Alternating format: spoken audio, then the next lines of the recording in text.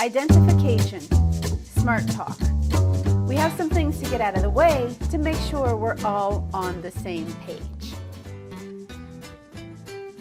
You may remember from science class that living organisms are classified by a system using kingdom, phylum, class, order, family, genus, species. There are many orders of insects, but butterflies and moths together make up the order Lepidoptera.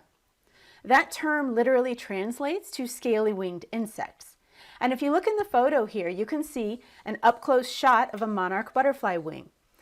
The wings are made of membranes with little scales, and that's how butterflies and moths get their colors. Did you know there's actually no scientific difference between butterflies and moths? They're the same animal. There are some general differences, but not one of them holds true all the way across the board. Most lepidopterans are moths, about 95% of them. Only 5% are butterflies.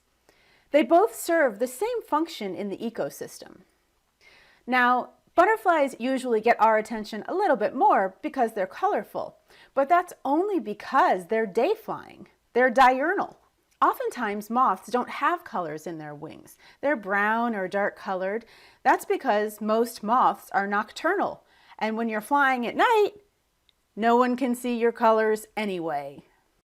I want to clarify the term monarch because lots of people use that term to mean lots of different things.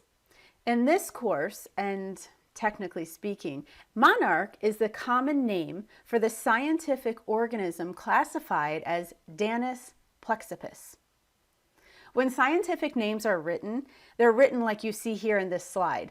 The genus is capitalized and the species is not, but they're both italicized. We would never just call this a plexippus. You always combine the genus with the species. So if we're scientifically talking about monarch butterflies, we would say Danis plexippus.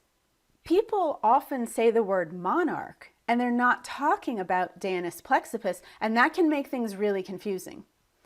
I've had so many people say to me, "Oh, I get monarchs in my yard. I get the yellow kind." There is no yellow kind of monarch. Monarchs are just like you see in the picture. They're orange, black, with white polka dots. That is a monarch, that is a Danis plexippus, and that is what this course is focused on. Human life on Earth could not be sustained without the help of insects. Now, let me clarify. They could live without us, but we can't live without them. They provide many useful services to us, including pollination, nutrient breakdown, and recycling of waste materials. They are also the bottom of the food chain, which means that animal life depends on them as well. Some insects are simple, and others are more complex. Butterflies are higher, more complex insects. They are especially famous for their complete metamorphosis or change from one kind of organism to a completely different one.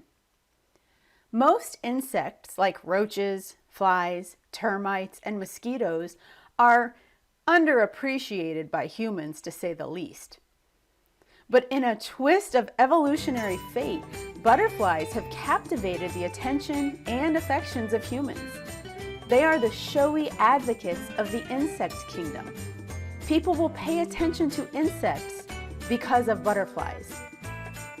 They remind us that no matter how grotesque, ugly, or slimy life may get, there could be something worth waiting for on the other side of the struggle. We can learn a lot from insects. Glad that science talk is over. I'll see you in the next lesson where things will be simplified.